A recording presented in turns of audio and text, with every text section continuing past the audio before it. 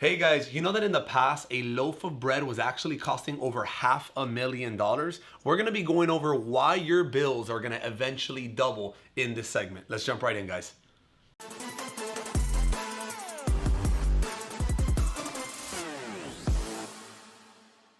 So check this out, guys. You see, just a few years ago, back in 2008, Zimbabwe actually was going through a massive crisis of inflation.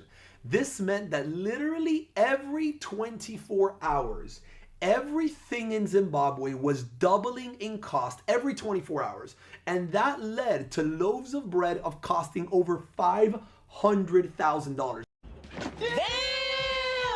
Can you believe that at that point in time, there was a $100 million bill? Yes, a bill that was worth $100 million.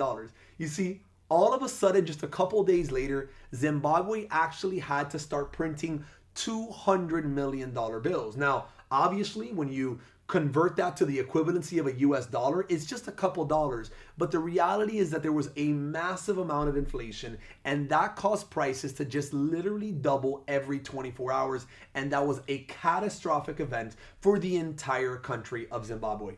Now, for those of you that are like, but wait a second, in Zimbabwe, they don't use US dollars. Correct, they don't use US dollars, but they do use dollars, and they still call them dollars. They're just called Zimbabwean dollars. But you see, now the scariest time ever in history was actually right after World War II, where after World War II, prices were actually doubling every 15 hours. Loaves of bread, gas, everything was doubling in price every 15 hours. Now, this is why this is going to affect our economy in the United States. Now, you see, on top of this, many experts have been saying that because of all of this printing of money, this could lead to a lot of inflation very soon. But then again, there's been a lot of printing of money over the last many years, and this still has not brought about inflation. Now, the reason this is because still to this date, the US dollar is probably one of the strongest, if not the strongest currencies in the entire world. So as long as the US dollar has a lot of demand across the entire world, that means that we're still more than likely not going to see inflation.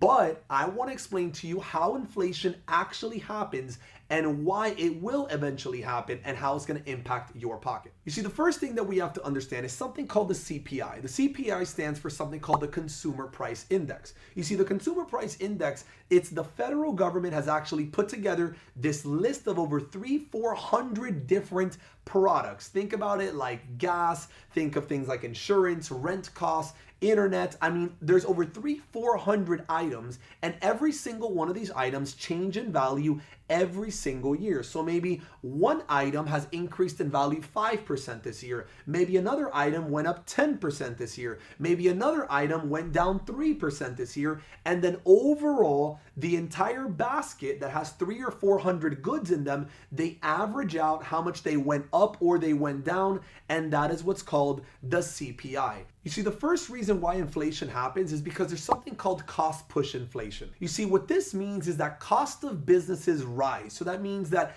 your product, your iPhone, your computer actually goes up because maybe the items that are being used to build that computer, to build that phone, that possibly means that because it costs them more money to build it, that means they have to increase the price of that item to your pocket. So that's what eventually drives up cost of an item, and then you have to end up paying more because the manufacturer, it's costing them more money to actually build the actual item. And the reality is that the business actually has to increase prices, because if they don't increase prices, that might cause the business to actually go out of business. So unfortunately, they have to do something that they don't want to do, which is increase the price on us, the consumer, because if not, their business is going to go down.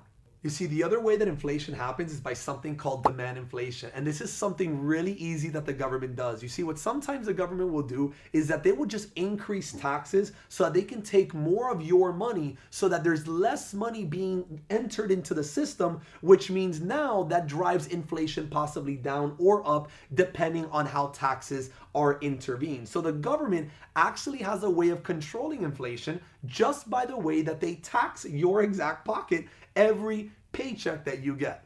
Now, I want to wrap up with one last thing. You see, there's nothing wrong with inflation. For those of you that think that inflation is something scary, there's nothing wrong with it. You see, tomorrow, if your gas price doubles in value, if your rent price goes up from $2,000 a month up to $4,000 a month, it might scare you. But let's just say that your rent goes from $2,000 to $4,000, but your income goes from $75,000 to $150,000. You see, even though there is inflation, it's not as scary just because if your income is doubling at the same speed, then there's nothing wrong with it. Boy. So don't be scared about inflation. Be really scared if there's inflation and your income is not constantly rising over time. Your money has to be working exactly because of inflation. You see, your $5,000 in about 10 years will actually be worth $6,851 because of inflation. In 20 years, you're going to need $9,387 because of inflation to buy the same $5,000 worth of goods.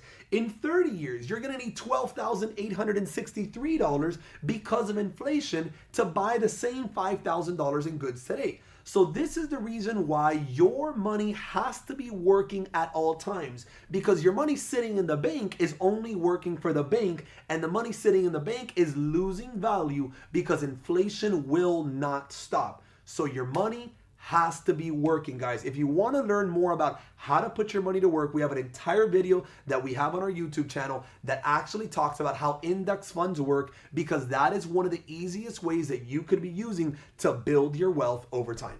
Hey, if you really enjoyed this video, make sure to comment, like, subscribe, hit that notification bell if you're on YouTube or Facebook or Instagram. Wherever you see this, make sure you follow us, because every single day we're bringing extremely important content so you can make better decisions with your money and ultimately be retirement ready.